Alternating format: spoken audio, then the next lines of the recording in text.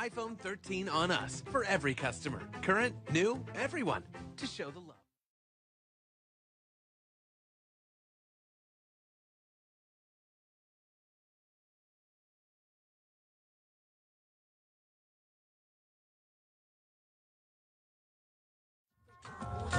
Folks, Black Star Network is here.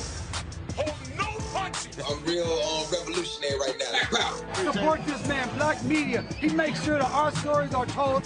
Thank you for being the voice of Black America, Roland. Hey, Black, I love y'all. All momentum we have now, we have to keep this going. The video looks phenomenal. See, there's a difference between Black Star Network and Black-owned media and something like CNN. You can't be Black-owned media and be scared. It's time to be smart. Bring your eyeballs home. You dig?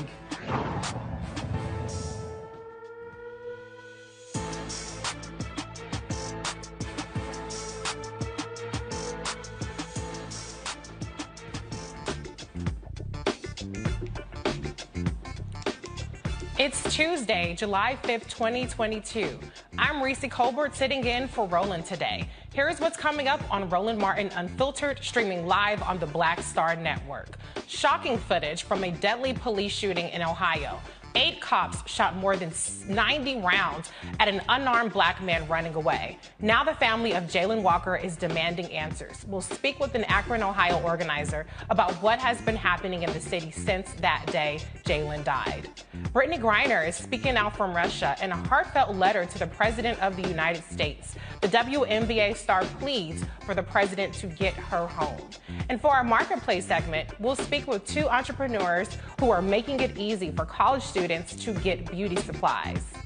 It's time to bring the funk on Roland Martin Unfiltered, streaming live on the Black Star Network. Let's go. He's got it. Whatever the biz, he's on it. Whatever it is, he's got the scoop, the fact, the find. And when it breaks, he's right on time and it's rolling.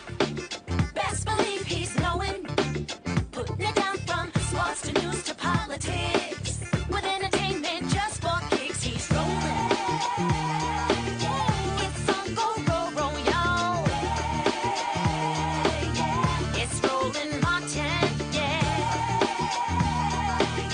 rolling with Roland now. He's funk, he's fresh, he's real, the best, you know he's Roland Martin now.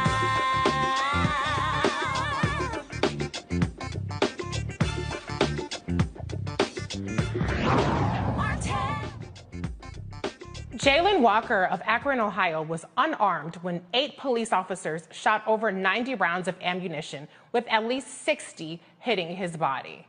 The 25-year-old black man was running away from the police when he was shot.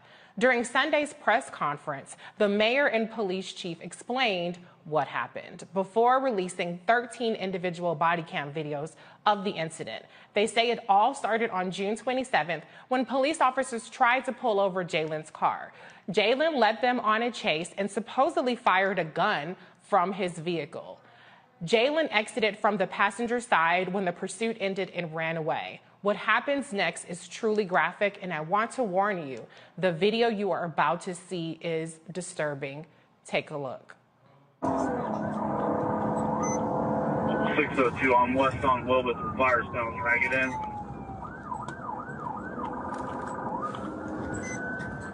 We're still westbound Wilbur. We're passing Evergreen. We're heading towards Maine. Looks like we have some units up ahead at the intersection of Maine.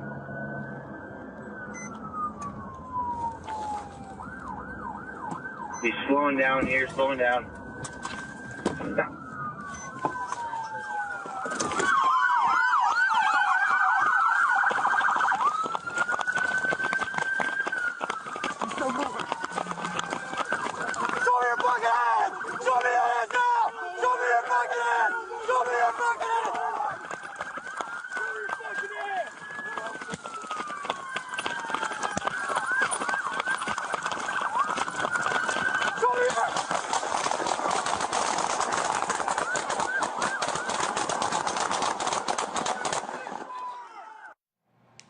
A weapon was recovered in Jayland's vehicle. Ray Green Jr., the executive director of Freedom Block, is joining me now from Akron. Ray, thank you so much for being here. First of all, that footage was beyond disturbing. It's tough to watch, and this is just a scene that we see play out over and over again, but the sheer number of firepower that was aimed at what we know was an unarmed black man who started off in a traffic supposed violation pursuit. Can you just give me your reaction to the level of force that we saw and give us a sense of what's happening on site where you are? Can you hear me? Yes, we can hear you. Yeah. Thanks for having me, first of all. What you just witnessed was inhumane. Mm-hmm. No regard for human life, no regard for the family of that person, no regard for anything other than being able to get away with killing a human being, particularly a black human being, is what we just witnessed. There's no rhyme or reason, no excuse you can give me for shooting any human being, shooting at any human being 90 times. Let alone over a traffic stop. So what we're doing here on the ground right now is we're expressing our disgust and demanding change. And we have an exact understanding of what change needs to be had. And that's what you see on the ground happening here in Akron, Ohio. So can you give us a sense of the level of involvement with protests? I know I saw some reports yesterday. It wasn't as heavy as it had been in earlier days. Do you think that people are, still very much engaged in what happened to Jayland and making sure that he gets justice? Or is it now starting to fall on organizers like yourself who keep the pressure on the police department and the mayor to do something about what we saw? No, this is a holistic effort. Okay. We will continue to march, continue to protest, but also we will continue to strategize. And that's what we're doing today, continue to strategize on our next steps. We have another rally coming up next Monday at the city council meeting, but we're going directly to power. That's not going to be always seen in the streets.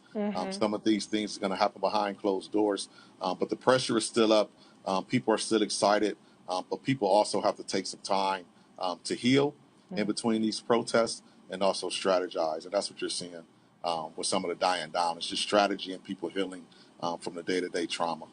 Yeah, I'm glad you mentioned that people still need time to regroup because, as I mentioned earlier in the introduction, there were a dozen mass shootings. There's so much that we're bombarded with in addition to just this level of violence. Can you give us a sense of what you guys are calling for next steps? We know that the police officers are on administrative leave.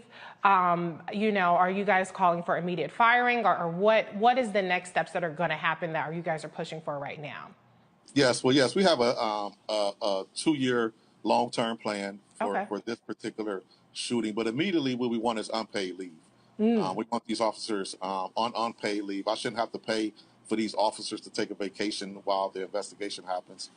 We're also asking for the resignation of our public safety director, Charles Brown, who grew up in the force, rose through the rank in the force. So this culture can be directly attributed to him as being a longtime member of this force and now the deputy mayor. And we're asking for the Department of Justice, the FBI, and Homeland Security to do a thorough investigation of this police department and this police culture. Most of you have seen the FBI reports where they have shown and investigated that white supremacist terrorist groups have infiltrated police departments. That's what you've seen on this night that Jayland Walker was killed. You've seen the results of that investigation. Akron, Ohio is part of Summit County. Barberton, Ohio is part of Summit County. In 1920, Summit County had the second largest Ku Klux Klan base, over 400,000 members. And that's what you see in a culmination of in Jayland Walker's killing, is a culmination of 60 years of police infiltration by the Ku Klux Klan. And that's what we're seeing in our politics. That's what we're seeing in our police department. And that's what we're asking for the FBI, the Department of Justice, the Homeland Security to come in and do a thorough investigation. If Charles Brown doesn't resign, he should be terminated. And then we're going to register enough people to vote to have a new mayor next year. And those are the immediate things that we want right now. Those are things that's going to have to change if we're serious about change. We can't change without those things happening. Yeah, I couldn't agree with you more, especially to your point about white supremacy, because when you see how they riddled his body with bullets, that's inhumane. That's not even there's just no recognizing. That's a complete disregard for that. This is a person. This did not start from a bank robbery or a store robbery. This escalated from a so-called traffic stop, and we know driving while black. Let's call it what it is. Yes. Let's call it what it is. This starts from driving while black. Exactly. You've seen the video. There was no tail light broken. There was no lights not working. Yeah. This is about being black after 9 o'clock in the wrong neighborhood. Period. Yeah. No, absolutely. And so I'm always a little skeptical when the pretext is a traffic violation, because I don't know how traffic violations end in 90 bullets for black people. And meanwhile, you have a mass shooter that gets taken in peacefully. Can you talk a little bit about Jayland? I read that he had recently lost his girlfriend or his partner in a car accident. I'm just wondering, you know, I'm not in any way trying to say that he did anything wrong here, because I completely reject the notion that black people have to act perfect in order to not be executed by the police. But do you have any insight at all into maybe what his state of mind might have been and why he, you know, felt endangered enough to flee from the cops or, you know, engage in this chase or even run when he was finally stopped? Yes, I don't know Jayland personally. I've gotten to know him through his family. He's a very humble, very sweet man. But he's like every black man, and in some instances, every black person in America. It was 12 o'clock at night. He is allowed to carry a gun. He was being approached by police, and as a black man, that just didn't sit right with him to stop at the place he was at. And he kept going, fearing for his life, knowing that the minute he stopped and they walked up to his car and seen a gun, what you seen happen was going to happen anyway. Right. That's how we feel. So his best shot at that time, what I believe he thought his best shot was to try to get away. And I don't know what he was thinking, but as a black man, I know what I'm thinking in that situation, and I'm just believing he was thinking the same way. Right. No, the fact that he's a DoorDash driver, it's important that we understand why that gun was on the seat like that. Right. He's a DoorDash driver, but that doesn't mean anything when you're being pulled over by white police officers in Akron, Ohio. So I don't know why he ran, but as a black man, I'm going to assume that's why he ran. Right. And at the end of the day, the police, in my view, if once you get to 90 shots and basically a firing squad, these people had every intent of doing what they did, whether he ran or not. But I did want to emphasize the point that the gun was found inside the car. Inside the car. It was not found on his person where he ran. I'm not terribly inclined. I just colored me skeptical with the cop saying that he fired off a shot. I just don't understand why a DoorDash driver, like you said, somebody out at night decides to go Cleo, set it off, shooting at the cops. That just doesn't ring true to me in terms of him escalating it. Yeah, if you're trying to get away, why would you fire even one shot? It just sounds absurd. But I do want to bring in my panel to see if they have any questions or any input. So I want to bring in Teresa Lundy. She is principal, founder of TML Communications, and Dr. Mustafa Santiago Ali, former senior advisor for environmental justice, EPA. Teresa, you've been holding on, so I'm going to give you the first question for Mr. Green. Yeah, well, one, thank you very much for telling the story of this young black man, of what we can tell, right? I think we're obviously in some very difficult and sad times, but it is encouraging to hear that, there is a team, that's willing to fight for him. So tell us what's going on in terms of next steps in ensuring that we are providing justice, not only in Ohio, but also nationally to bring awareness to this issue. So we have a strategic plan. It's for the most part a 2-year plan. I can't divulge all of that plan here, but I will say we are in contact with the DOJ, the FBI, to get this investigation started on the police department. We are demanding the termination of Charles Brown, our public safety director. And we are registering over 20,000 people to vote this year and another 10,000 people to vote next year to ensure that we have a new mayor in this city next year, and to ensure that anybody that runs and gets elected for city council are people that are not going to continue to negotiate with this police union, are going to put some standards in our police department, and is going to fight for the people over the police. And also looking to elect a new prosecutor. The prosecutor we currently have has never prosecuted a police officer. So those are the moves we're looking to make right now. The strategy behind that, I can't divulge that at the time. It's a lot of sensitive information, but we do have a strategic plan that we're working to carry out. Ray, thank you for bringing up, the political side of it in terms of the elected office. There's a lot of disillusionment and discontent with the political process for a number of reasons, nationally, locally. But I appreciate the way you laid out how these elected officials can help drive some of this change or be an obstruction to things like you said, with the prosecutor never charging a police officer for their police misconduct. So I really appreciate that. But one thing I wanted to ask you is, there's a big Senate race in Ohio this year. Have you had any engagement, or do you guys plan to reach out to Congressman Tim Ryan, who is the Democratic nominee for Senate there, or has your local congressperson been involved at all in responding to this? We have been in touch with Senator Brown. He's very much involved and looking at everything that we were asking for. Very much involved is Amelia Sykes and Vernon Sykes, Tavia Golansky. And what we're doing right now is we're gearing up for a huge governor's race and the Senate race this year. And what we're looking at is electing someone who's going to get rid of qualified immunity. These are the questions people are going to have to ask in the state race this year. Are we going to get rid of qualified immunity? And they can lie and say they is to get elected, and if they don't do it, we will recall them.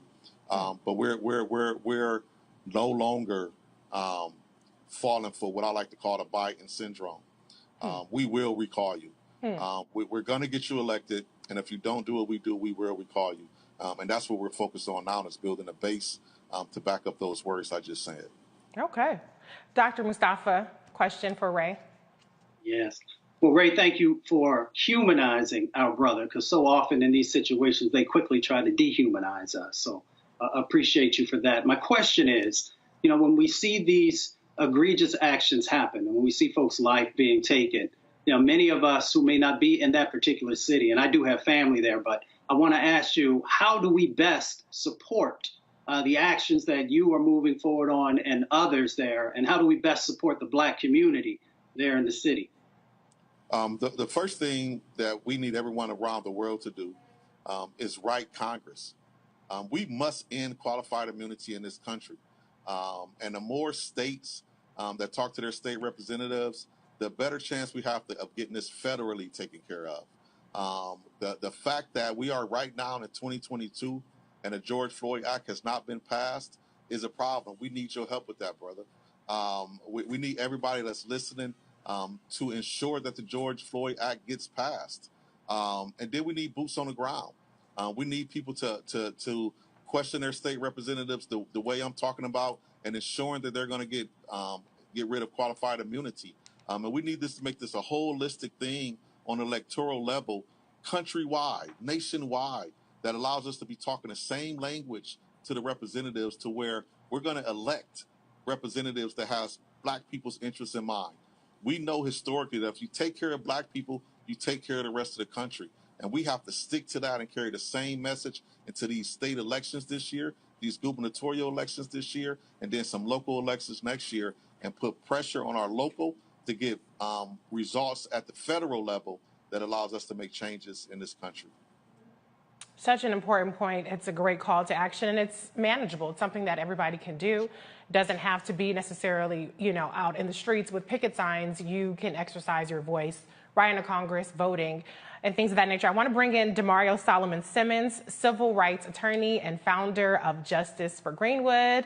Demario, welcome to the show. Do you have a question for Ray? Hey, good to see you, Reese. Good to see you. Yeah, all the panelists and this guest, brother. I appreciate the work that you're doing, and you're right. We must continue to push for qualified immunity to be abolished. I just got a filing right before I got on here from a case where they're asking for qualified immunity. Where you are when you're talking to your federal elected officials and they talking about getting to restart that discussion about the George Floyd Policing Act. What are you hearing from them? Obviously it passed out the House, it got stalled in the Senate. What are you hearing from them to be able to get this finally passed? That's what I'm hearing. It stalled in the Senate. So we have to build enough base. We have to build enough political power to take over the Senate. We have to put those people that says it stalled in the Senate, we have to put them on blast. What else could you do? What else needs to be done? And then we have to elect different officials in different states to be on that federal level. We have to join together.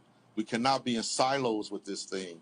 If we got to move people, we need to come up with the money to move people that allows us to run somebody else somewhere else and get them elected in that state. We have to be more strategic in what we're doing around this political thing. We understand that states are gerrymandered, particularly Ohio. Most people look at Ohio as a red or purple state. We are not a red or purple state. We are a gerrymandered state.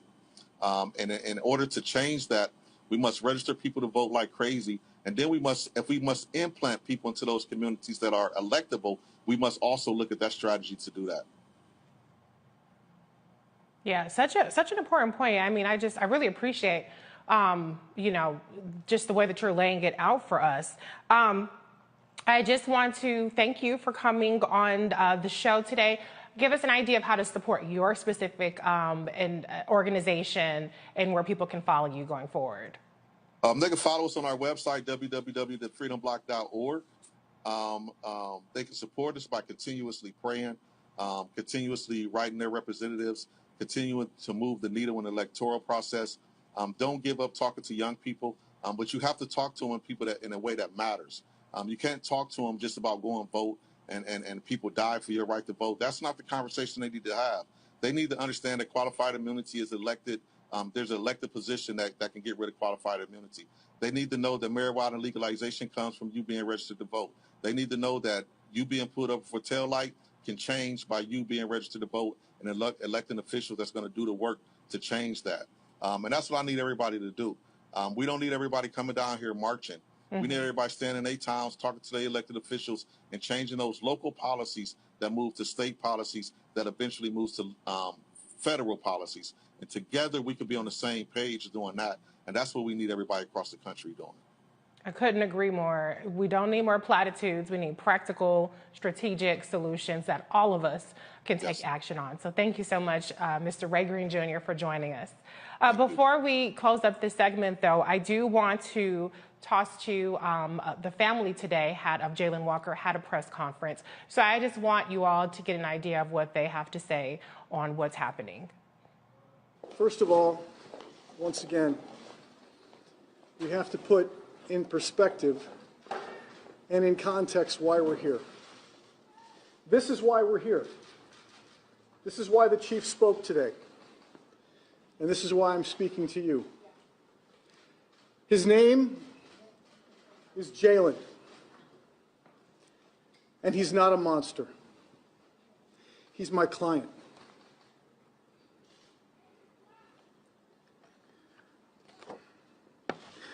I'm emotional because of what I saw today. I've seen it 3 times and it doesn't get any easier. I'm sad that we began the presentation in precisely the way that the law would not allow. I want you to know that when I go to court for this family, the judge will look at me and he will say, "You are not allowed, counsel, to look at a shooting like an armchair quarterback. You're not allowed to look back on the shooting from the end of the story and give snapshots in time. I'm not allowed to do that in court." I'm disappointed I saw that today.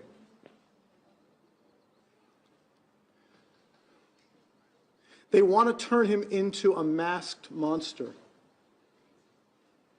with a gun, and we knew that. But I want to thank the chief for one thing he said. At the time he was shot, more than 90 or 60 or whatever the unbelievable number will be, he was unarmed. A couple days ago, a guy with my skin color held off police, killed a couple, and is in jail today. In a standoff with a long firearm called a rifle.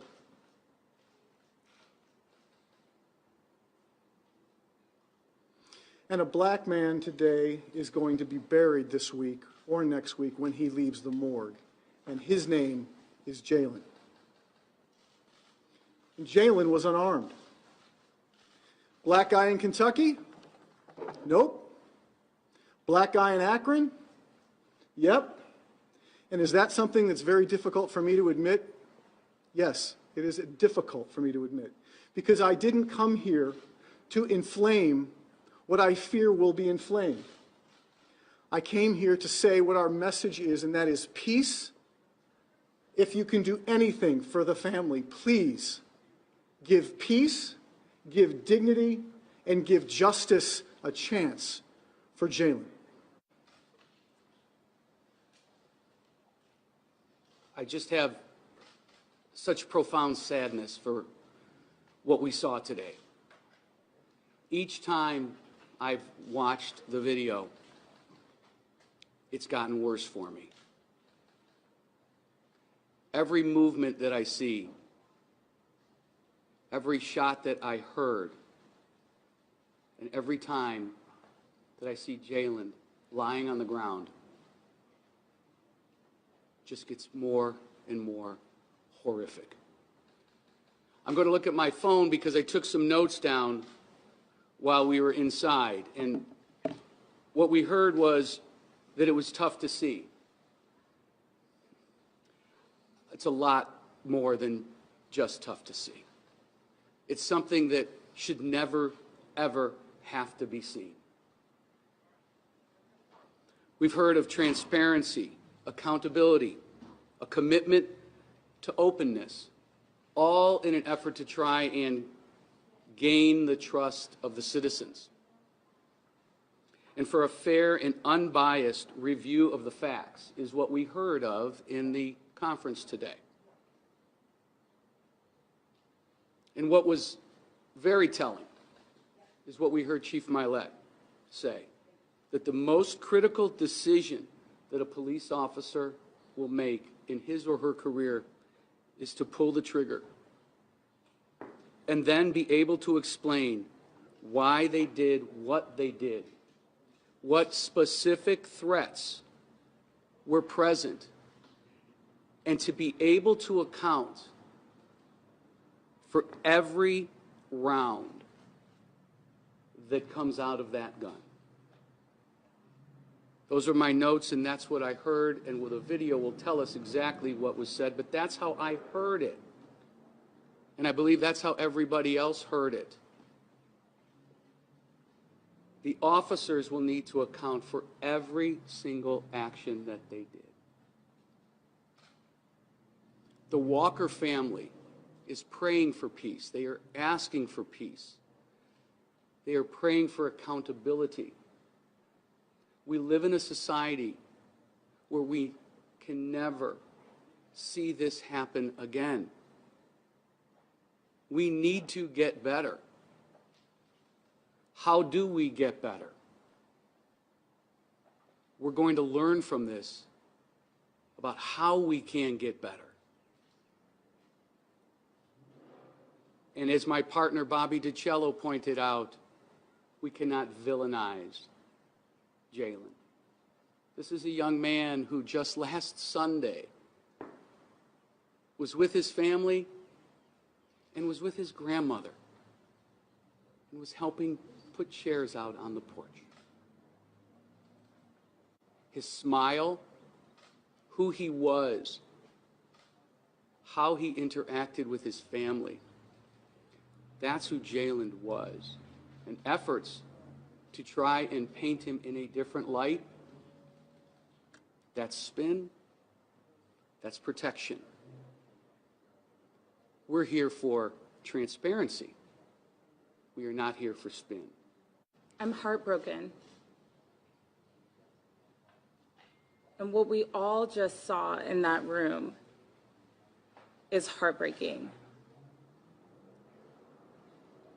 What I'm here to say is that we are done dying like this, in this manner, with this fate. Nobody should ever suffer the fate that Jayland Walker did.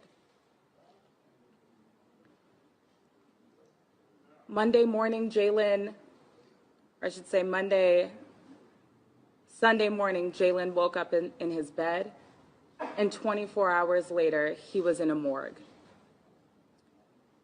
Jayland was shot more times than I can count. And that is beyond troubling. We are done dying like this. Teresa, your reaction to what we just saw? Well, I'm in disgust right now. It's certainly another sad day here in America. I think there's so much work that has to be done. I think the path moving forward is how do we actually get it done, and start looking at those type of solutions if we can actually get to that point. But obviously I'm here heartbroken, because it's like multiple times, we're having these conversations. It's countless times where we're hearing about these stories, and it just doesn't stop. So my reaction is just really disgrace. It's disgrace and disgust with the system as of this point. But I am encouraged that, we are going to have some leaders. I'm encouraged by, the brother that we just had on here that said, listen, we're going to put our action into power, and we're going to register people to vote. We're going to get out there on these streets. But after we do all that, I'm looking at the existing leadership, and I'm hoping that something can change in the recent. But yeah, I'm disgusted. Yeah.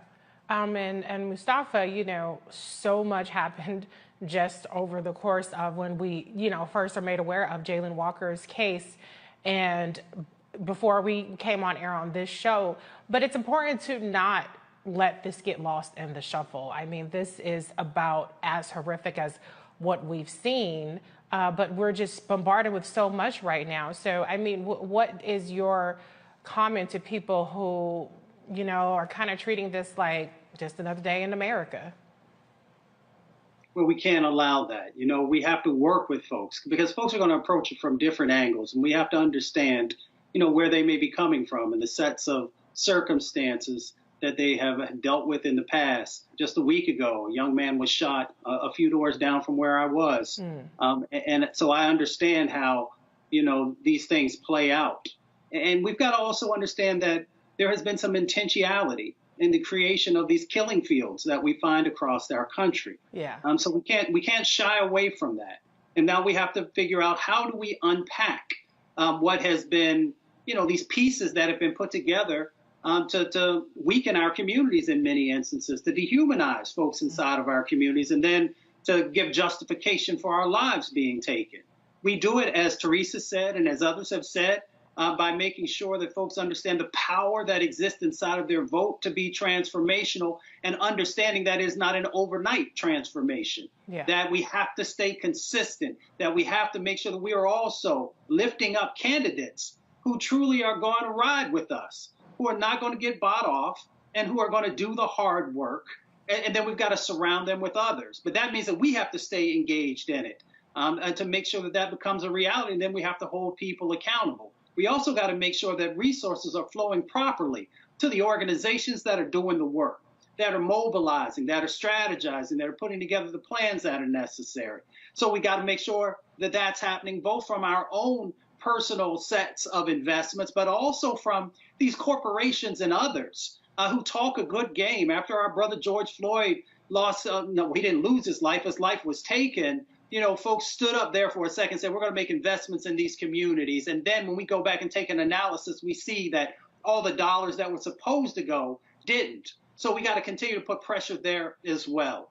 And then we've got to continue to have shows like we're on right now that refuses to not put a spotlight and authenticity on the realness of what is happening on the ground in our communities each and every day. Because too many folks want to water it down. They want to whitewash it or whatever label you want to put on it so that it's like, oh, well, maybe it's not that important because not enough folks are talking about it. That's why you should show up here every night to Roland Martin Unfiltered and to hear from individuals who will walk you through it and then also talk you through strategies of how we make real change happen. So as my grandmother says, you have power unless you give it away. Let's utilize our power to make change happen in our communities. Yeah, and honestly, some people are pushing back so hard on the notion that you have to be strategic, on the fact that you have to constantly stay engaged, even when we continue to see these horrific killings, executions happen over and over again. But what is the alternative? I don't know of any other alternative other than what we've discussed on this program tonight. Demario, I want you to have the last word on what happened with Jayland Walker and your reaction to the video. Well, three things. Number one, being in that situation with those lawyers where so many times, You know, when he mentioned seeing that video, and even though he's seen it many times, he still was emotional. I understand that pain and that emotion very, very vividly, because even though you know what's going to happen, you wish you could say something that could stop your client from being brutalized, killed, shot. So I really feel for those lawyers. I thought they did an excellent job of presenting their case, and I appreciated the first lawyer's transparency when he said it was difficult for him to say that a white guy with his skin color could shoot and kill officers in Kentucky and be alive, and yet Jayland Walker is shot 60, 70, 80 times, whatever may be the case. I appreciate the reality and the realness of that lawyer. Second thing I would say here is for those of us, those who are listening on this show, I don't think everyone can stay continually as engaged because we burn out. But what you can do right now, you can decide that you're going to support an organization either in your city or nationally that's doing this work on police accountability. One organization I will put forward for you to support is the NAACP Legal Defense Fund. The NAACP Legal Defense Fund has been on the forefront of these type of cases for decades. They bring lawsuits throughout this entire country.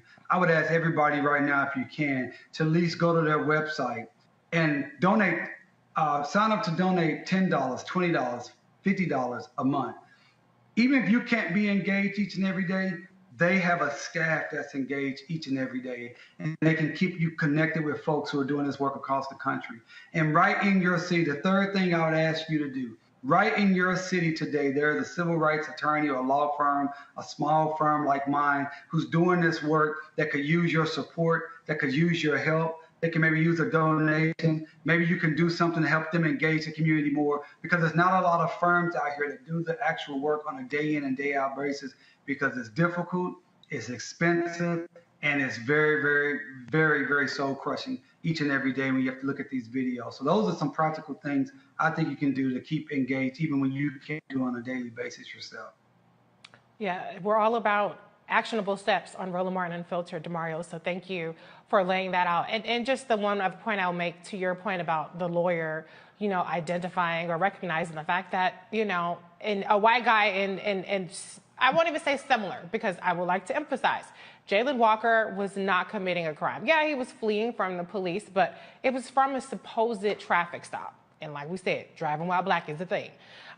So, you know, it's just crazy how black people who are not a threat find themselves being murdered by the cops in this way.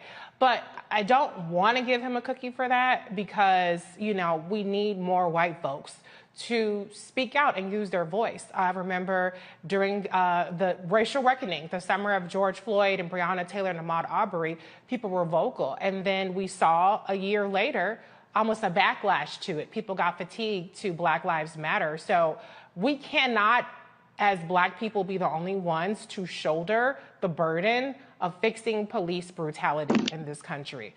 White people get killed by the cops too. Now, it's for different reasons than how we're getting killed, but every race has, you know, encounters police brutality or abuse in some way. And so, y'all, if you white out there and you watching the show, you need to go check your cousins and your uncles and your meemaws and your papaws and all of them, brethren and sisterin, and start checking them and why they're supporting these MAGA sheriffs or these MAGA prosecutors or these cops, or why they reserve judgment until they have all the facts, supposedly, where there's never enough facts for them to side against the cops. So white folks, y'all got work to do too. It ain't just on black people to always be the ones shouldering the burden of everything that's wrong with this country. So with that said, we're going to head to a break. This is Roland Martin Unfiltered on the Black Star Network. We'll be right back. Verizon just gave us all a brand new iPhone 13. We've been customers for years. We got iPhone 13s too. Switched 2 minutes ago, literally right before this. iPhone 13 on us on any unlimited plan for every customer, with plans starting at just $35. All on the network more people rely on.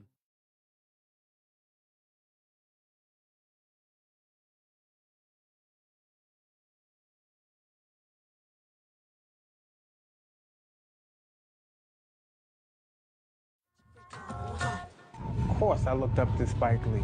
Of course, who didn't? I mean, he's a genius. But then also, I was just this kid from Brooklyn, right? That felt like, you know, give me my damn respect. I made this, you know, this creative art, right, that people are responding.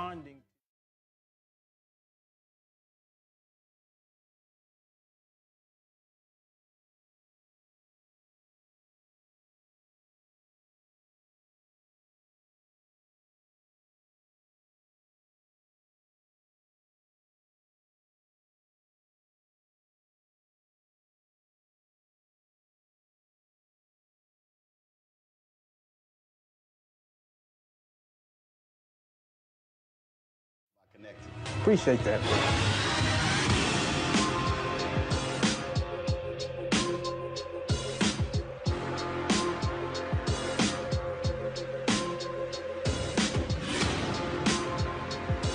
Love our new Alexa. It's a Buick. Yeah, Alexa. Buick. Alexa. It's a Buick. It's an Alexa. It's a Buick. It's an Alexa. Coach, that's a Buick. That's an Alexa. The Buick Enclave with available Alexa built-in. We're all impacted by the culture, whether we know it or not. From politics to music and entertainment, it's a huge part of our lives, and we're going to talk about it every day right here on The Culture with me, Faraji Muhammad, only on the Black Star Network. How about sushi? I just had sushi for lunch yesterday. How about tacos? Automatic emergency braking, one of 6 advanced safety features standard on every 2022 Chevy Equinox. Find new technology. Find new roads. Chevrolet. Hey, I'm Donnie Simpson. Hi, I'm Eric Nolan. I'm Shantae Moore. Hi, my name is LaToya Luckett, and you're watching Roland Martin Unfiltered.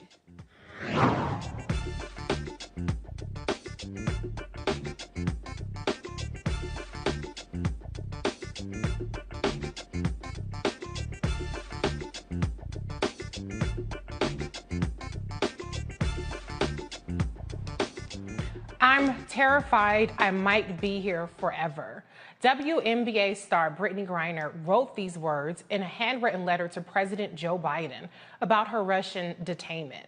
In the letter, Griner writes, "As I sit here in a Russian prison alone with my thoughts and without the protection of my wife, family, friends, Olympic jersey, or any accomplishments, I'm terrified I might be here forever." On the 4th of July, our family normally honors the service of those who fought for our freedom, including my father, who is a Vietnam War veteran. It hurts thinking about how I usually celebrate this day because freedom means something completely different to me this year. I realize you are dealing with so much, but please don't forget about me and the other American detainees. Please do all you can to bring us home. I voted for the first time in 2020, and I voted for you. I believe in you. I still have so much good to do with my freedom that you can help restore. I miss my wife. I miss my family. I miss my teammates. It kills me to know they are suffering so much right now. I'm grateful for whatever you can do at this moment to get me home. Last Friday, Griner made her first appearance in a Russian court. She is expected to return to court this Thursday. Today, her wife, Sherelle Griner, appeared on CBS this morning. She says they still have not heard from the president. How often do you get to talk to her or communicate with her? Because I know you haven't physically talked to her, right? Correct. I have not physically talked to her. I had the chance about 4.5 months in. We finally got a phone call approved, and unfortunately, our government, made a mistake in not answering her phone calls. And so I haven't been able to talk to her yet. And the letters, I mean, they may be consistent, as in I'll hear something, every week, and sometimes I may not. I think at one point it was a whole month before I received one letter from her. Yeah, and when I did get them, they were backdated. Yeah, it's very difficult to hear this conversation.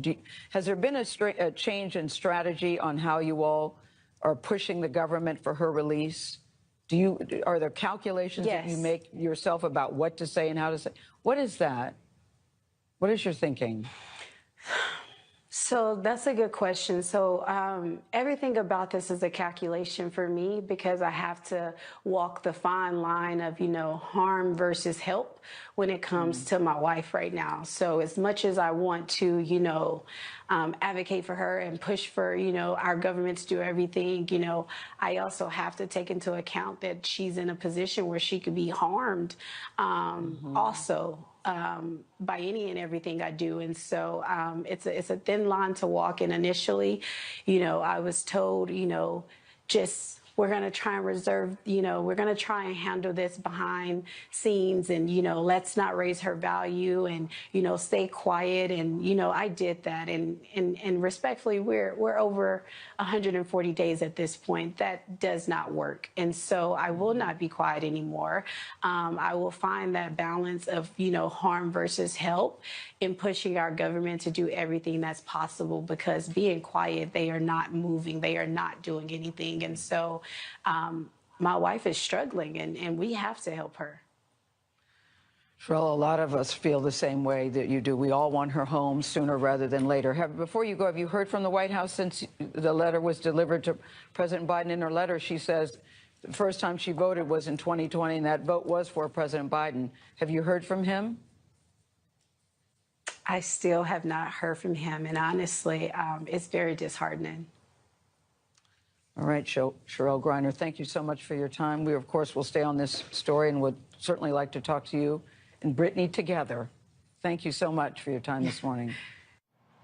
At today's White House press briefing, Press Secretary Karine Jean-Pierre acknowledged President Biden received Griner's letter. Final question. Can you talk about the status of the letter that Brittney Griner sent to the president? Has he been briefed on it? Has he even read it? Griner's wife was on television this morning. She really wants to hear from the president. Will he reach out to her in any fashion? So I can say that the president did read the letter. I was there when he read the letter. This is something, Brittney Griner being held in Moscow, we believe the Federation is she's being wrongfully detained in Moscow at this time. This is an issue that is a priority for this president. As you have heard us say before, he believes that any U.S. national that is held abroad or detained or held hostage abroad, we need to bring back safely, and we are going to use every tool that we possibly can to make that happen. Again, this is a priority for the president. I do want to share that on Saturday, Mrs. Griner spoke with National Security Advisor Jake Sullivan. That is their second call in the past about 10 days that they have spoken. Secretary Blinken also spoke with Mrs. Griner as well recently. I don't have anything else to read out as far as a potential call or meeting with her family, but clearly we believe she is wrongfully detained. We believe she needs to come home. She should be home, as well as Paul Whelan as well, who's being held, and any other U.S. nationals who is being wrongfully detained abroad. Okay. Hi, Karen. Just to follow up on that, Griner's coach said if this was LeBron, she would be home, right? It's a statement about the value of women. It's a statement about a black person, a statement about the value of a gay person. All of those things we know is true. Do you see this as a double standard? This is a president who has put all of the things that you just laid out, the LGBTQ community, women, people of color. He has fought for those communities throughout his career, and you have seen that in policies that he has put forward. Again, this is a priority for this president.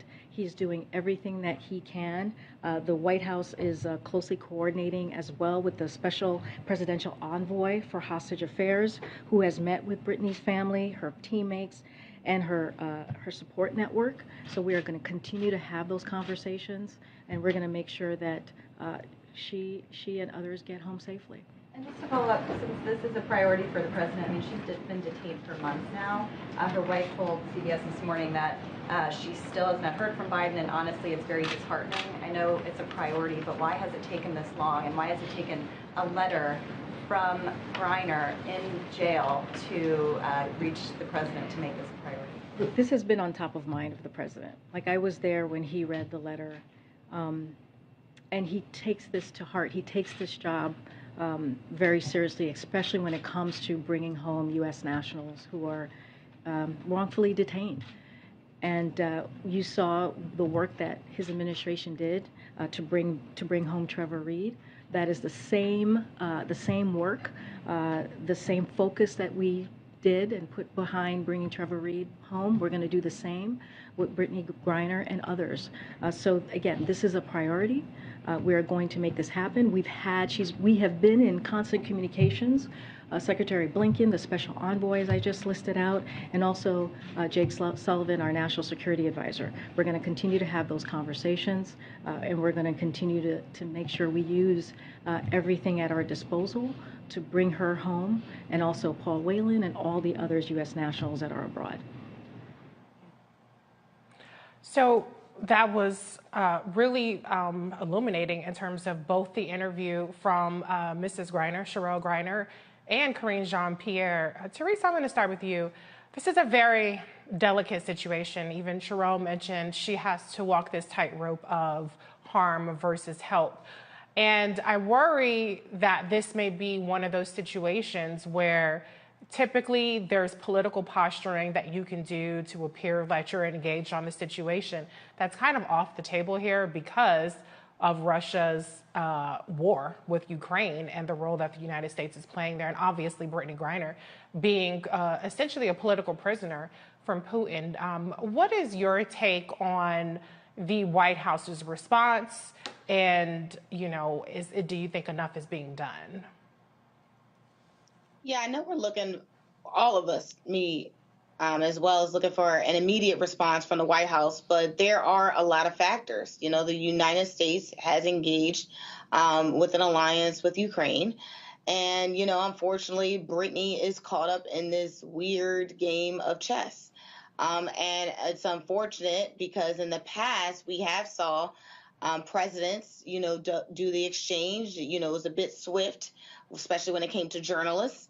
I don't want to get into, because Brittney's African American, she's a woman, she's an athlete. I don't want to get into those criteria, but I want to get into what the response is from the White House, and are they doing enough? And I think to even answer that question, there is just a whole bunch of factors that are currently happening in the country that Putin is absolutely going to use to his disposal to get what he wants done. I think Russia has already proven that they are willing to, hold Brittney captive more than 138 days. I think this is fine time that the family has gone on this media tour to really say, we've waited, more than 60 days. What are we going to do? And I just think it should have came a little bit sooner, but nonetheless, this is where we are. So, I'm not sure. We can let Brittney out tomorrow. That would be great. But again, when we are engaged, in the counter war with Russia, this is where we are. Yeah, I will say, when you hear the Secretary of State, Anthony Blinken, when you hear the National Security Advisor, Jake Sullivan, these are not peons. These are cabinet officials. These are high-ranking officials, as well as there's an interagency response. So it doesn't seem like this is a small deal to the administration. And one other point I do want to point out, because I hear this often, that Trump would have had her out. Well, we've seen two people who were wrongfully detained during the Trump administration who've actually been released through negotiations under the Biden-Harris administration. So I just want to clear that up, because I think a lot of people have this notion that Trump was so tough and he would have done whatever, and he did not successfully get any wrongful detainees out of Russia during his time, because he was Putin's lapdog. But with that being said, it's 100% justified for Cherelle and the Griner family and friends to do everything they can to put as much pressure upon the administration to not let up, and to constantly engage with them and communicate with them and assure them that they're doing everything they can to bring Brittney home. Mustafa, I want to go to you because you've actually worked in an administration. So I just want to get your sense of, your read on what kinds of things the administration is kind of hamstrung on, and what do you think they're doing well in this situation, if anything? Well, as was stated, being in the middle of a war makes it really tough. But with that being said, it's not the first time that whether our country or countries that we are allied with have been in wars, and we've still been able to make sure that those international negotiations, the things that happen behind closed doors, those conversations between ambassadors and others, continue to move forward. A basic is the president actually having a conversation with the Griner family. I mean, that's basics. That's 101 stuff. Maybe there's a reason that didn't happen earlier. I've seen other conversations with other families with a lot more immediacy than in this situation. Folks understand you're going to, if you say you're going to do the best you can, then people are going to take you at your word and they're going to give you the space to be able to do that.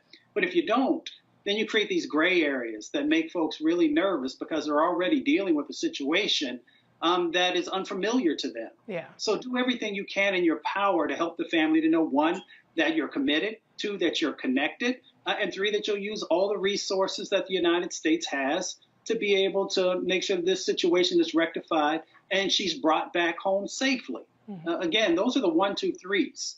When you don't do that, you create these gaps that are unnecessary. The other thing is, there are some talented people who are part of the negotiations right now.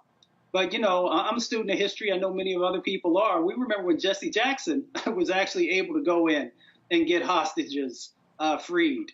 So maybe we need some folks who have those types of skills to also be a part of the negotiations if they are not. And again, I want to give grace and space because there are so many things that happen that we're not privy to in these types of situations. But, we can bring her home. I sure hope and I pray that she makes it back home very, very soon. Yeah. To your point, Bill Richardson actually has been retained by the Griner family to help with the negotiations, and he successfully got the return of Otto, I don't know if I'm saying his name right, Rombier, and other hostages, whether that's from North Korea and other hostile nations. And so with him on the case, I mean, that's a pretty effective hostage negotiator, as well as, the folks in the administration that are working it.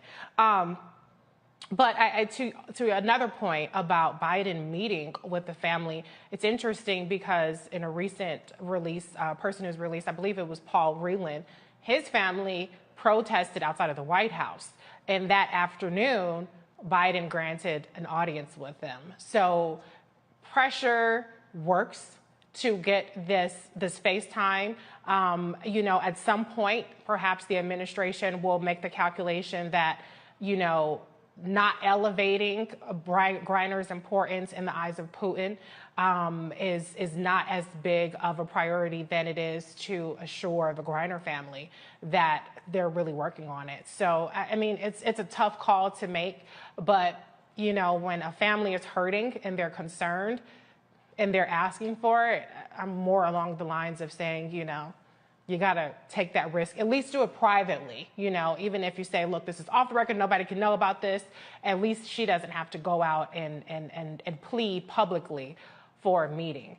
DeMario, I do want to go to you about on the topic of the fact that she is a black woman. Now, we've seen white men detained wrongfully in Russia as well. So we know that Putin is an opportunist when it comes to Americans in general. But to the point that's been made by many people over the months, if this were something like LeBron James or anybody else, the entire country and actually the world would be galvanizing around getting her home the same way we saw people galvanize around the world when the UCLA basketball players were detained in China, and they had actually, kind of wreck some shit up. So, I think that I'm not convinced that this is an issue in terms of the administration's response and their priority level in responding to this. I take Karine Jean-Pierre at her word, especially when I hear Jake Sullivan and Blinken and others are involved. But I think as a society, it's a little bit too kind of shoulder shrugging going on. And I've even seen some people like, well, she knew that she was breaking the law. She knew she shouldn't have been doing that, and really excusing it, even though if she weren't wrongfully detained, if she were treated like anybody else, she would have gotten a ticket. I want people to understand that. With the amount of hash oil she was found with, it would have been a ticket. It would have been a fine, and she would have not been facing jail time under any other circumstances. So the blame game on that needs to stop. That's just flat out not true. But Demario, what is your reaction to just what we all could be doing to help putting pressure on not just Biden, but Putin, for him to understand that this, reflects poorly on him as well? There's a lot to unpack there. I would say first, though, your first question about if this was LeBron, there would be no way in hell that Biden would not have been on the phone with LeBron's wife. I just want to elevate what Mustafa said. It's like he took my notes.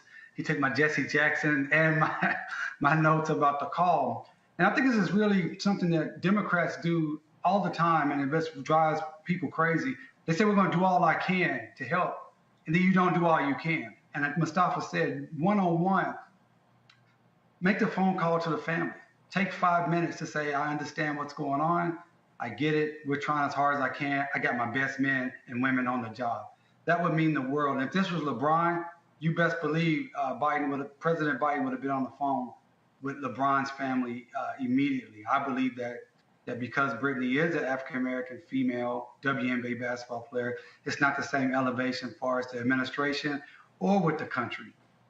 As far as Bill Richardson, I was going to say the same thing. I think Jesse Jackson, Bill Richardson has a track record also, but I think Jesse Jackson has a track record, and I think that would bring a lot of solace and comfort to the family. To your third point, as far as, what can we do? I don't believe anything an American citizen can do to impact a foreign country that's at war with the United States of America. I think the focus should be on our own administration to be doing everything possible, not only to get Brittney back, but to bring comfort to the family. I think those things are just as important. And we're all praying for her return, safe return. The picture we saw her going to court with her eyes bucked, it really hurt me to see that, to see the fear in her face. So, we're just hoping she gets home safely, but more importantly, or just as importantly, we hope that the family knows that we care about her, but this country should be behind her at 100%. I agree, Demario. That's the least we can do, is stand in solidarity with Brittney and her family. We're going to head to a break. Roland Martin Unfiltered will be right back after this break. You're watching the Black Star Network.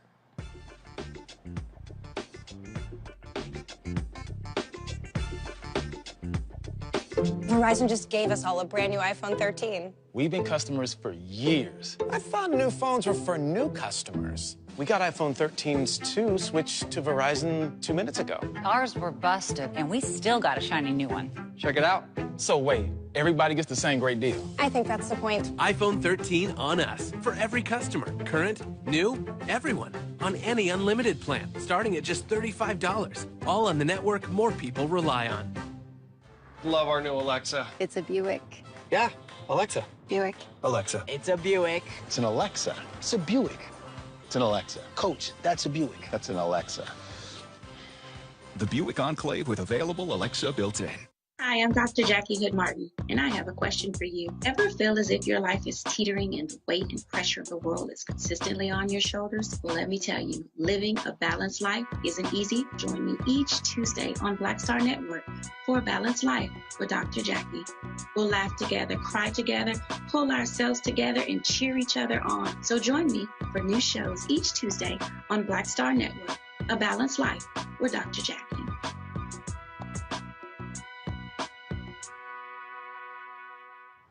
How about sushi? I just had sushi for lunch yesterday. How about tacos? Automatic emergency braking, one of 6 advanced safety features standard on every 2022 Chevy Equinox. Find new technology. Find new roads. Chevrolet. Pull up a chair. Take your seat. The Black Tape with me, Dr. Greg Carr, here on the Black Star Network. Every week, we'll take a deeper dive into the world we're living in. Join the conversation only on the Black Star Network. I'm Chrisette Michelle. Hi, I'm Chaley Rose, and you're watching Roland Martin Unfiltered.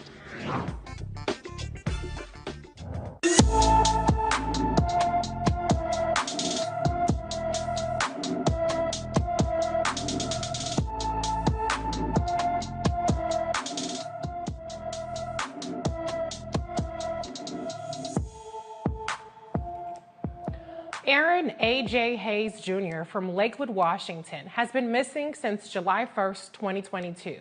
A.J. is 16 years old, approximately 5 feet 8 inches tall, weighs 150 pounds, with black hair and brown eyes.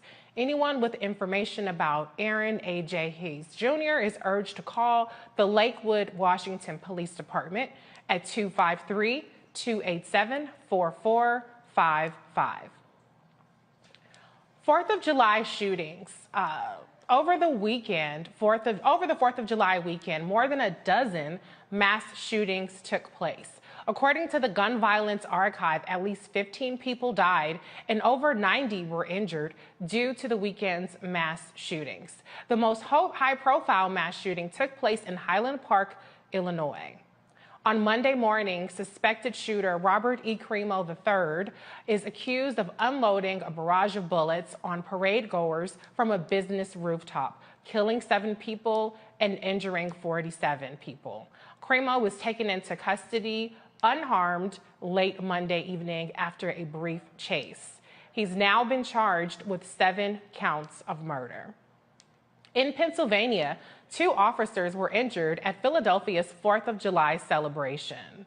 Deputy John Foster, at age 44, was shot in the shoulder, and Officer Sergio Diggs, 36, was grazed across the forehead by a bullet that they later found lodged in his cap. Sources believe the shooter fired in front of the Philadelphia Museum of Art, behind the main stage on Eakins Oval. The gunman is still at large, and the shooting circumstances remain under investigation. Philadelphia police is offering a $20,000 reward for anyone with any information about the shooter. Okay, I think I can go to the panel on this because I just feel like we have to at least briefly talk about the fact that Robert E. Cremo Jr.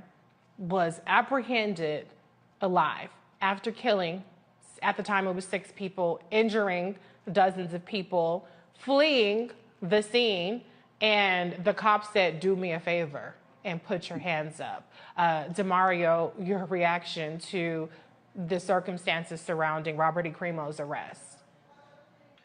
You know, it just shows that, man, in this country, white people, even when they're murderers, have more rights than the average Black person. And I see it every single day. I've never looked at any of my cases where people have been brutalized, shot, killed, maimed by the police, and heard them say things like, "Please do me a favor." I mean, so it just shows that these people are out of control. They do not care about being on video. We need something totally new to happen. This country has to be remade all the way over. I mean, I know we got to vote. We got to continue to file lawsuits. We got to continue to, support candidates that support us. But at the end of the day, we need a whole new constitution. We need a whole new society, because this society full of guns, full of racism, full of hatred. You see this stuff over and over, and it just infuriates you. I mean, this guy killed people at a parade in a white town, and he still goes home, still goes to jail with just a mugshot. And it gives these white people like this individual, it gives them more courage to continue to carry out these attacks, because they know, look, I'm not going to be killed. I can get away with this. I can kill a bunch of people and still go to jail. It's ridiculous. Yeah. You know, it's interesting, Teresa. Now, these pictures have circulated that I've seen of Cremo with MAGA paraphernalia. He had Trump supporting paraphernalia. He actually ran for mayor as a Republican previously. And so it's quite interesting how quiet Republicans have been on one of their own engaging in mass murder of the citizens of his town. What's your reaction to that? I'm actually not surprised. You know, the whole MAGA movement has been a more terrifying and treacherous experience that I think many of us have experienced, either listening to the rhetoric if we're nearby, living in that county or city where they're doing their next rally, but also just seeing the abuse that is happening on social media, you know, and the terrorizing that cyber bullying has been happening. You know, we can, you know, blame social media, and to an extent I do blame, you know, some of these platforms who allow some of this hate to happen without, you know, restrictions or regards to how another person feels, because it's, quote, freedom of speech. But the impact of some of these things that these individuals are saying, making fake accounts, and, you know, the person who has a fake account is probably a CEO at a company that is paying the employee, you know, so these are definitely challenging times. And I think, you know, as we look at, you know, some opportunities to look at what unity and hope and prosperity actually looks like.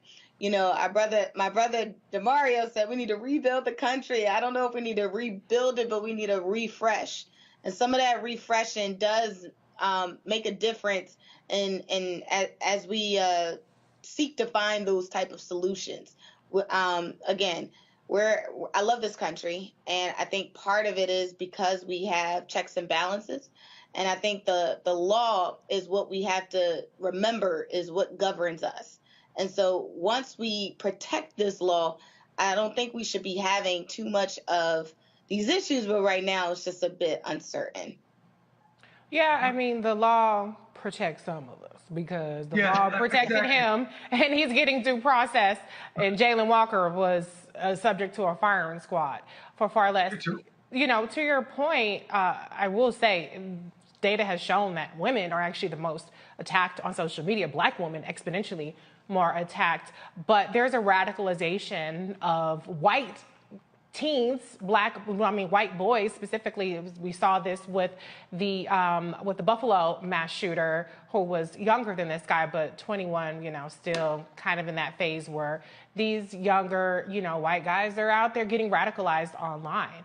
Not to excuse their behavior or to try to psychoanalyze them, but to DeMario's point about remaking this country, one thing we have to do to remake this country is recognize the threat of white supremacy on everybody, you know, and recognize the threat of radicalization of white men on everybody. Because, again, to DeMario's point, this is a white town, a predominantly white town. Actually, it's mostly Jewish, even though the cops said they don't believe that was the motivation. But they never want to admit that anyway.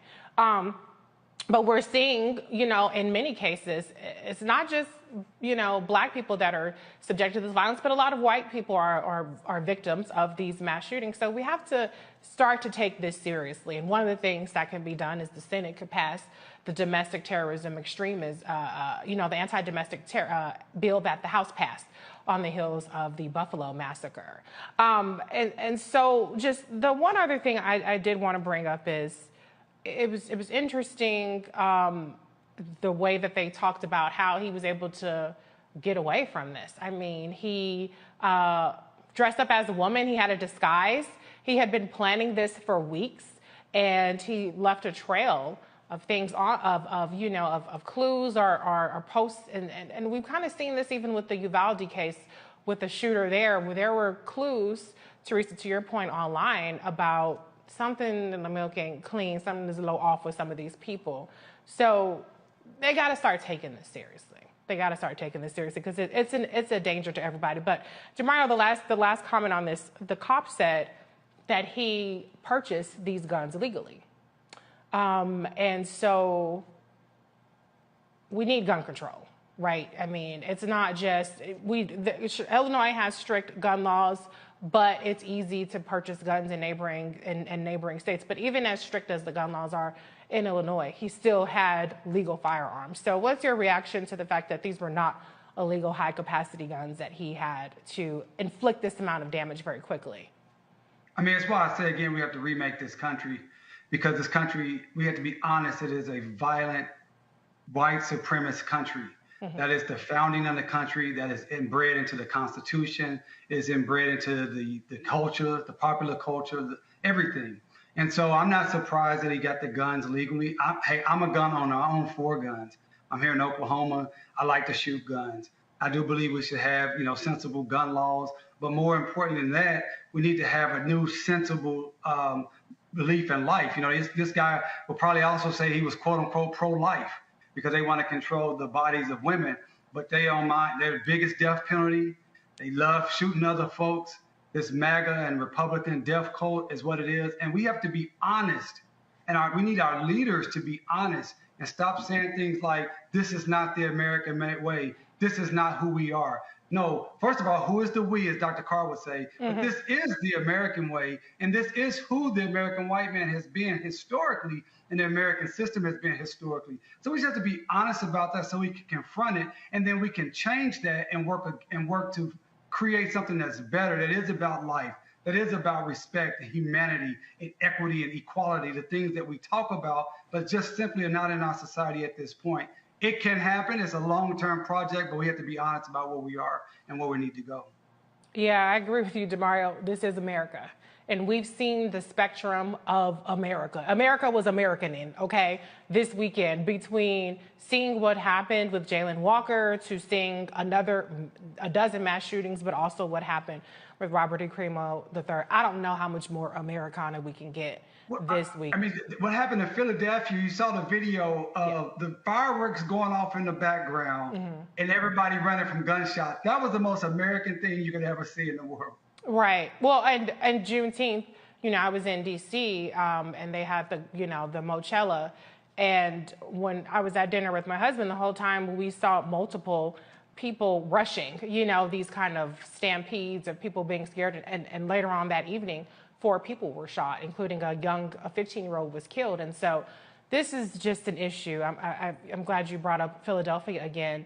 We have to deal with the gun violence in this country. And we're only talking about the important stories, the mass shootings, the large gatherings that are targeted, not the everyday gun violence that we see where you have a mother walking her child who's murdered, you know, domestic violence. And there's so many violent parts of our society that people shrug off all the time. So speaking of violence, that's not a good segue, but in Texas, the Uvalde Schools District's police chief resigns from his position on the city council just weeks after being sworn in.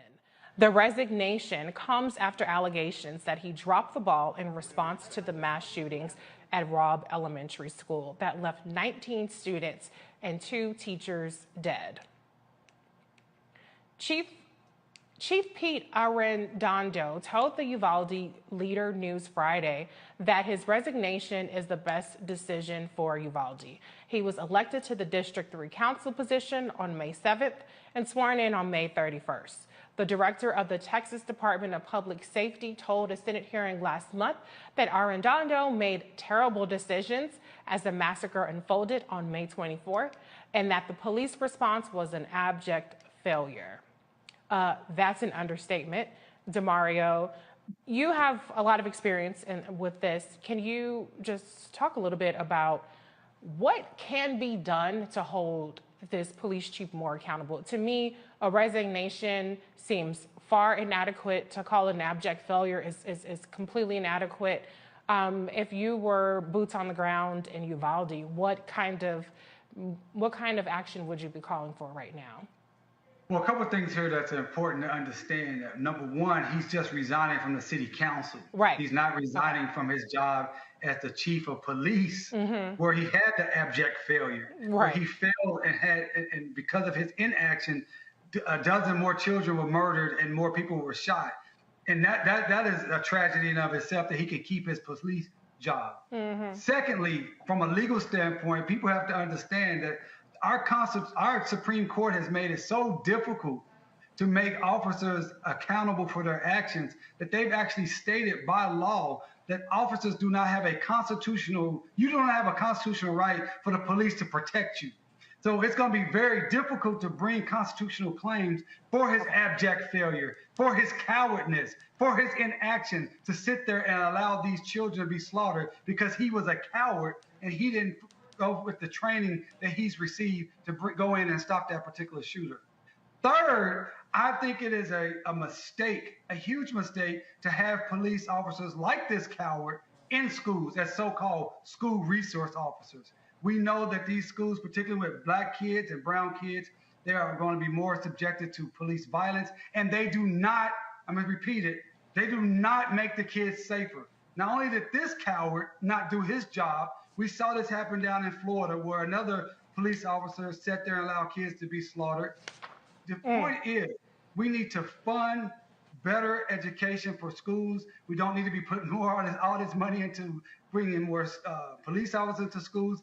And we certainly don't need to be arming teachers. Now, if this coward police officer who was trained to be a police officer couldn't move in the right time when things was going crazy, you're going to have the fourth grade English teacher do it? Come on, man. This guy needs to be fired. I hope he has criminal charges, but I doubt any of that happens. It's going to be very difficult to hold him liable from a civil standpoint.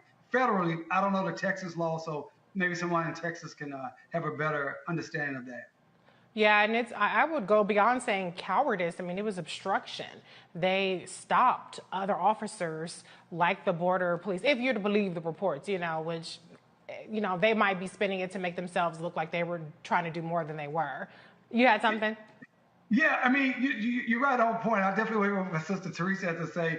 But this was such a great example of the propaganda that we see. When this first happened, all they wanted to do was come out and talk about how great the cops did. Now, 18 kids are dead. Yeah. All they want to do is talk about how great the cops did. But as the truth has come out, you haven't seen any of those politicians, Ted Cruz, Greg Abbott, the lieutenant governor that cussed out Beto O'Rourke, none of them has come out to say, we were wrong. These officers were wrong. These officers were cowards. It is so interesting to see how this works time and time again. And the thing that burns me up out of everything is this little bitty old town spending over 60% of their budget on these police officers, and they failed them miserably. Abject failure, and like you said, Reese, complete obstructions, keeping parents from going in to get their kids.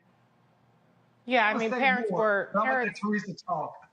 were handcuffed and violated, and it's beyond disgusting.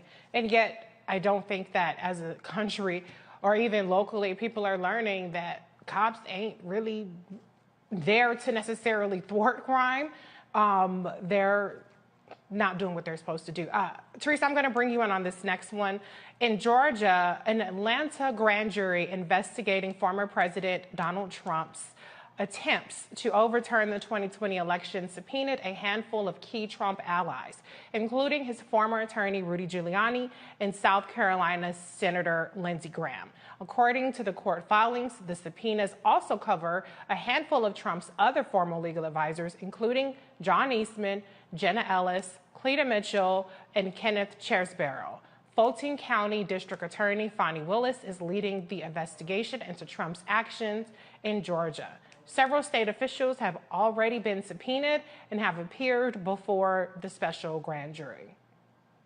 Now, we got to be quick on this, Teresa, but I think this is good news, and I wonder if the judge approving this was at all swayed by the January 6th commission hearings.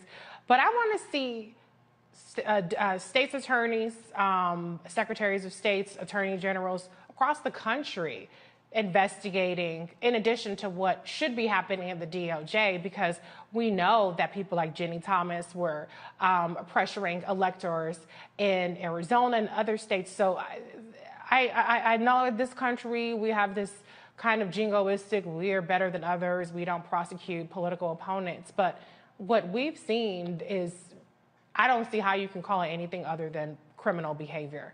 What's your take on these subpoenas? And do you think that they're aiming high enough with the associates and not just Trump? I think the subpoenas are a first step. I think it's a necessary step. I think everybody's been asking for these subpoenas to happen. Once you are subpoenaed under law, you are supposed to, by law, to tell the truth unless you will be held in contempt. So I think this is a great opportunity to even see what the mindset is and the strategy behind some of the discussions that we're having when it came to overturning the election, which, again, is a conspiracy in itself. So, yes, I do think January 6th committee has something to do with it.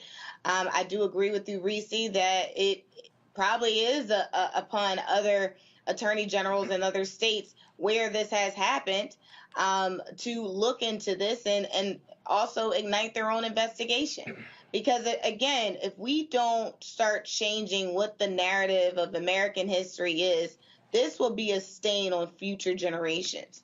And so we need to get a conclusion to this behavior. So we know in this country, this is not allowed. Look how it happened in other countries, just not in America.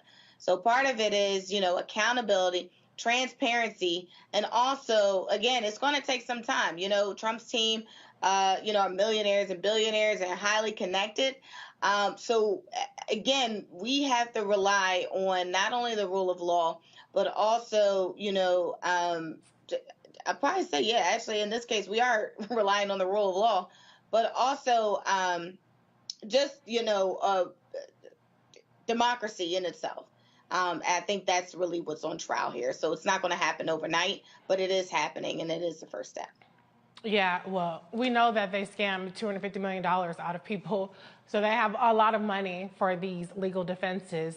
I just hope that, there's a lot of stuff happening or a little bit of stuff happening in various places, but I hope this doesn't turn into a Mueller situation where some peon gets a slap on the wrist charge and none of the power players really get held accountable for this coup that we saw.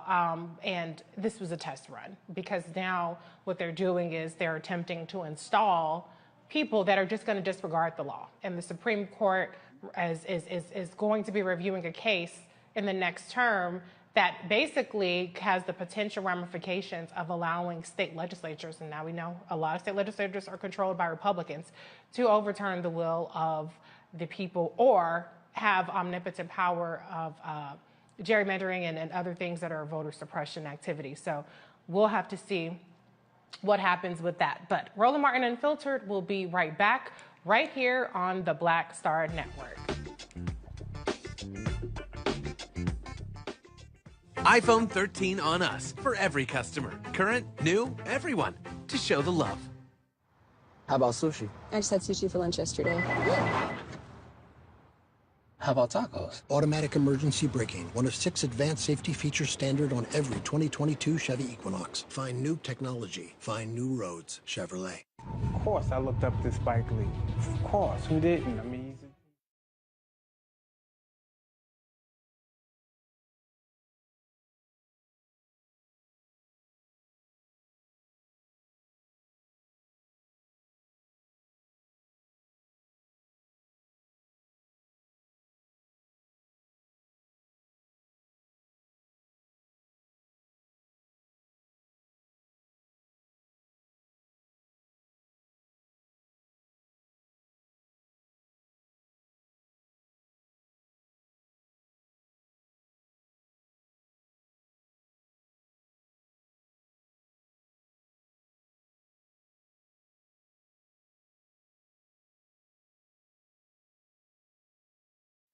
appreciate that.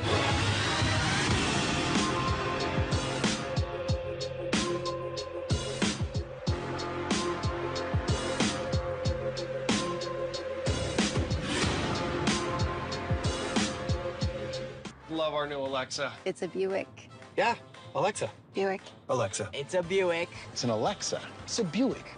It's an Alexa. Coach, that's a Buick. That's an Alexa. The Buick Enclave with available Alexa built-in.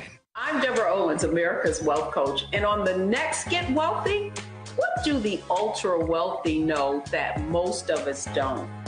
Well, the truth is that there is financial exclusion. And unfortunately, far too many Black folks haven't had access to this knowledge. And that's exactly what we're going to talk about on our next Get Wealthy with Melinda Hightower, a banker who's doing something to share exactly what you need to do to make it into the high net worth status. They weren't just saving just to save, they were saving for a purpose. That's right here on Get Wealthy with me, America's Wealth Coach, only on Black Star Network.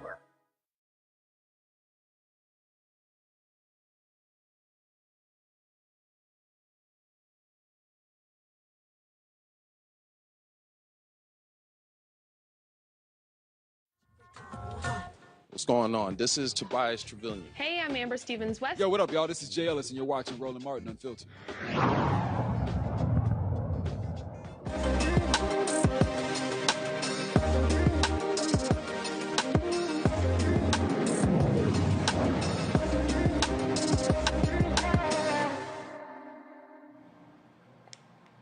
As a Black woman, I know how hard it is to find beauty products.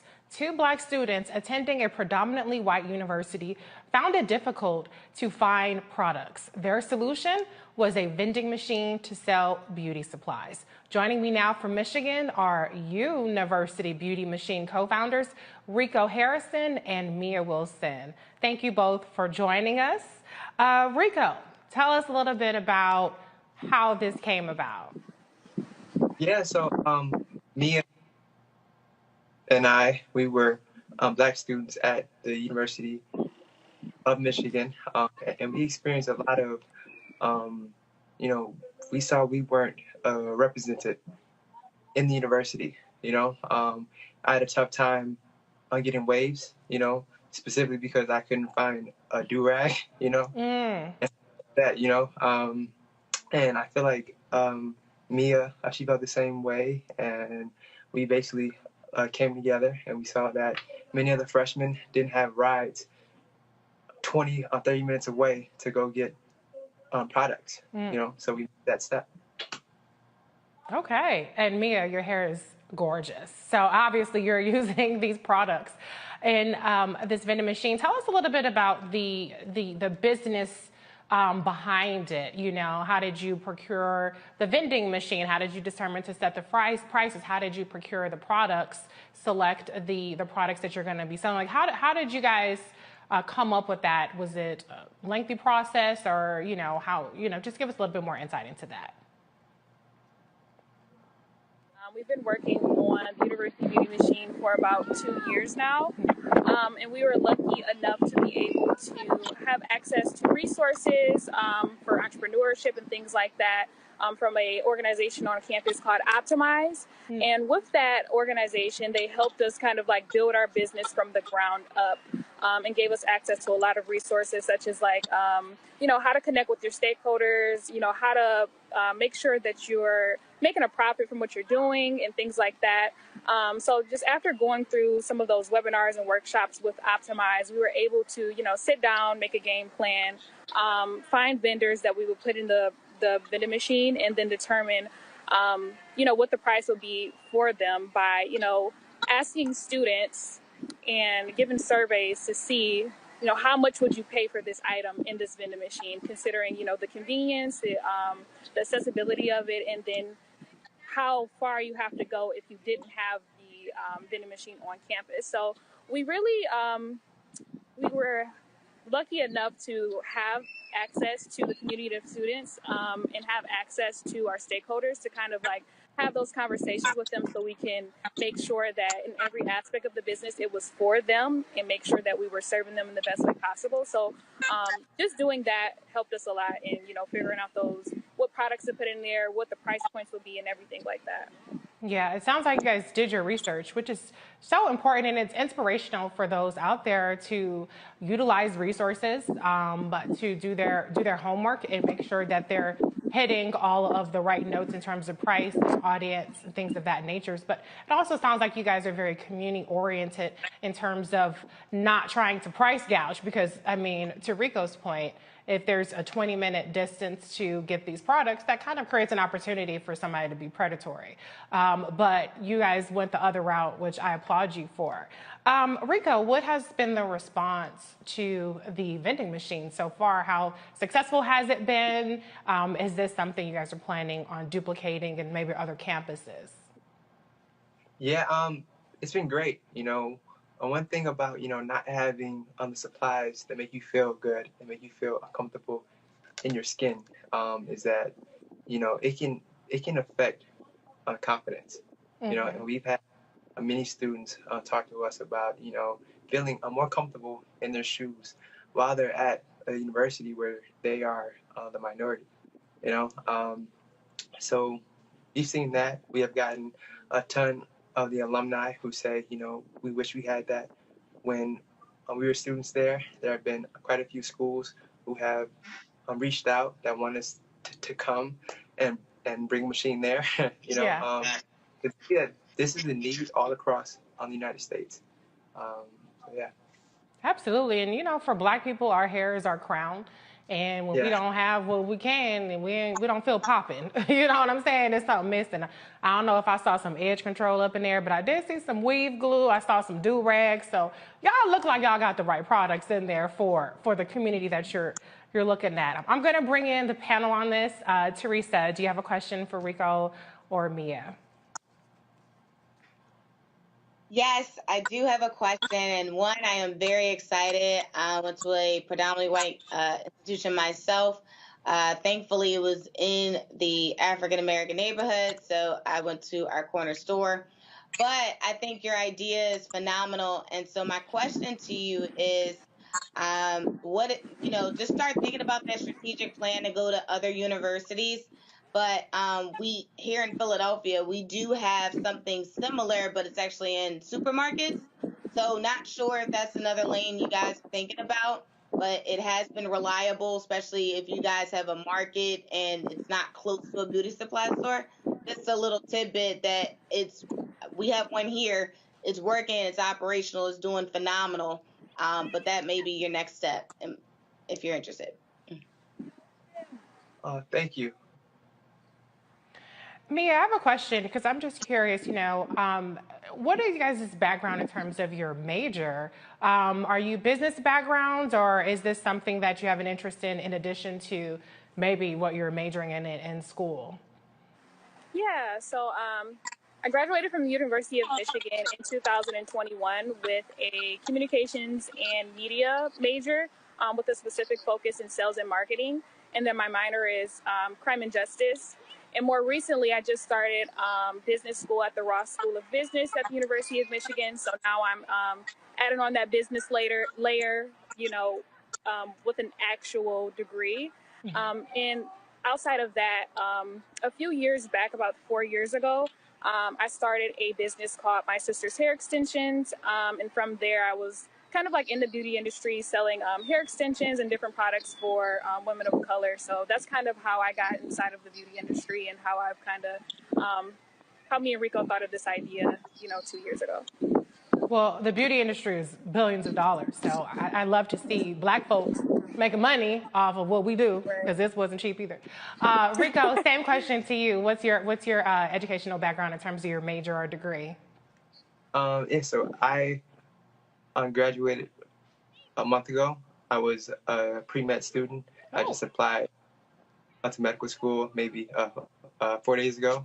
But during school, I played on the basketball team. I was a walk-on and basically just did a school in basketball. And my coach, Coach Howard, I would always see him at the barbershop. And it was always like a 30-minute drive. And, you know, and I would say, we talked a lot about, you know, not having the products we need on campus. So I would say, you know, having those talks with my teammates and him kind of got my head thinking. Yeah. Well, clearly you both have range, like Black people often do, especially students.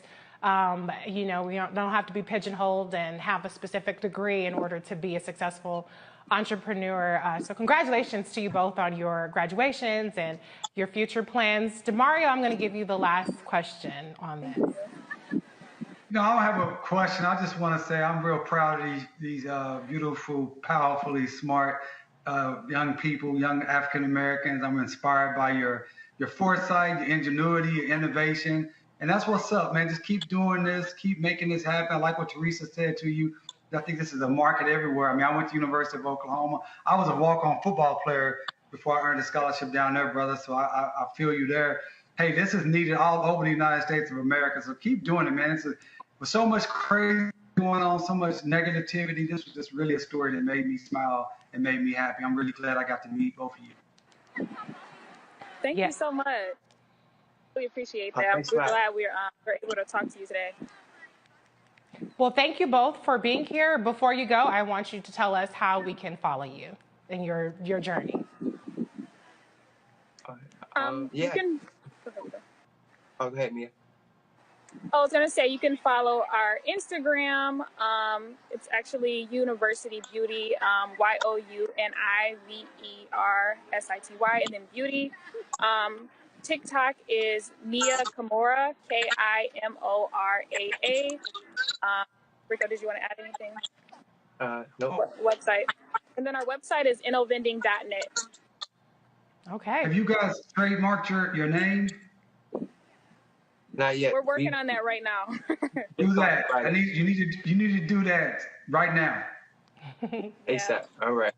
Working on that right now. I'm glad you brought that up. We talked about Make that a priority. That's what the elders got to do. The elders got to help you along the way. So thank you, Rico. Thank you, Mia, for your brilliance and for being here and letting us know the great things you're working on. You're watching Roland Martin Unfiltered on the Black Star Network. We'll be right back.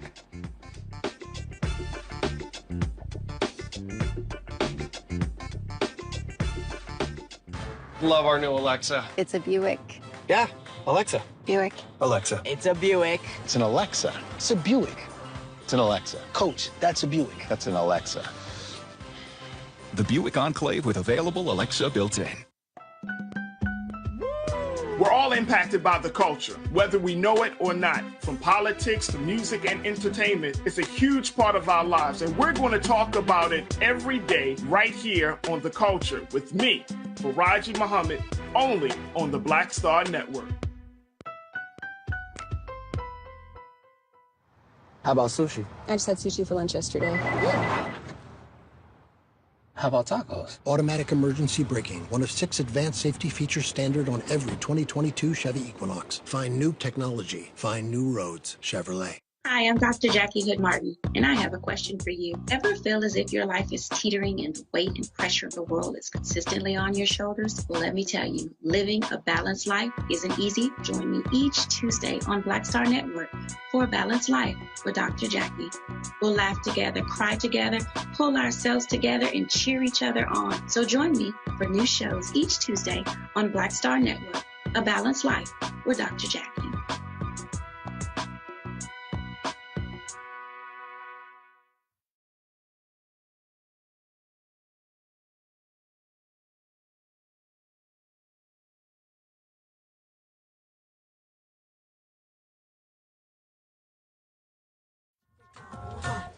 I'm Dion Cole, and you're watching Roland Martin Unfiltered. Stay woke.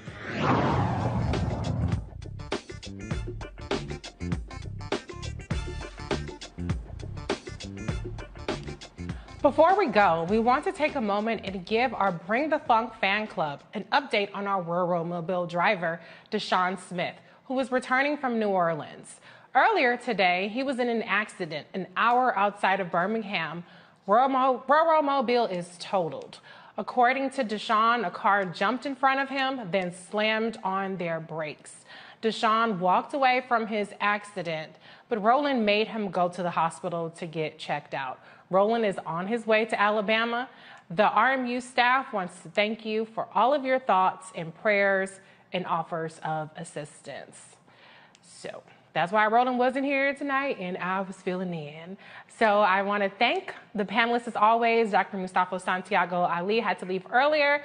Teresa Lundy, thank you for holding it down. Demario Solomon Simmons, thank you for holding it down. I'm Reese Colbert, filling in for Roland. I'll catch y'all on Thursday. Holla.